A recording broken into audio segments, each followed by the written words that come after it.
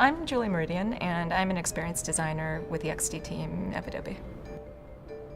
One of our goals is helping people communicate better, and we see multi-touch as a way to help you get your idea in the form you want it to faster. The difference in touch technology today is that some of it is indirect, where you are working separately from what you're seeing. So a touchpad on a laptop is an example, or a tablet that you plug in via USB to your computer. Both of those, you're working in one spot, but you're seeing the results in another. Multi-touch is the new thing. You can walk up to the screen and grab this and do something with it. Everyone points to Minority Report. Everyone is excited about that, and the instant you talk about multi-touch, they say, "Do you mean this? We're all going to wear gloves, we're all going to be Tom Cruise." But Minority Report was really interesting because that presented a way of working that people hadn't really thought about before.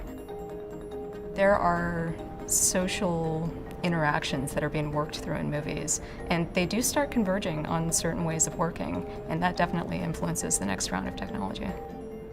I'm Tim Kukulski. I'm an engineer in the Experience Design Group at Adobe. Most of what people know about multi-touch right now comes from either their iPhone or gestures on a MacBook Air. So one of the challenges in designing and building for multi-touch is that the future arrived amazingly quickly. We went from having no hardware available to word that Windows 7 is shipping this year with multi-touch support. We're hardware agnostic, which can be a challenge because we don't create the hardware ourselves. But it's also a tremendous opportunity because we are focused on making technologies that can run on any kind of hardware. The first part of this is to use it internally and figure out how this will fit into our platform, how this will fit into Flash Player, how this will fit into Flex.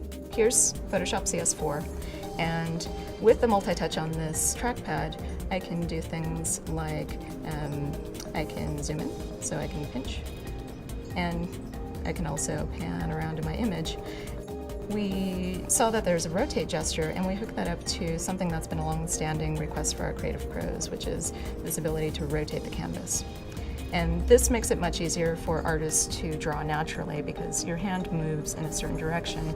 And if you see an artist work on paper, then they'll move the paper around all the time. They don't even realize it. Now they can do something similar on the screen. One of our goals of this is to continue our platform leadership. Pretty much anything that goes into Flex goes into the Flex open source projects. So what we learn from this, we definitely can feed back into the community. One of the things that we talk about within the XD team is this notion of content is king, and it absolutely applies here. Because if we can eliminate not only visual noise, but cognitive noise. So instead of finding a tool so that you can zoom to get to a point so you can continue painting, multi-touch can allow you to just get there.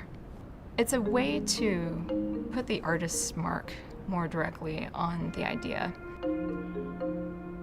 What I've got on the left-hand side here is an interface built with Flex that allows me to configure a color by adjusting its red, green, blue, and alpha values.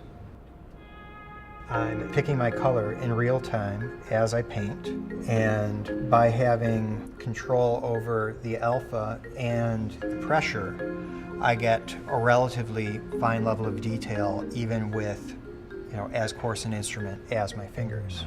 Digital tools tend to give you a very precise look. Think of vector graphics. Vectors are mathematical formulas. When you can use your hand and make a mark, it's almost like dragging your fingers through sand. You can't deny the directness and the power of that.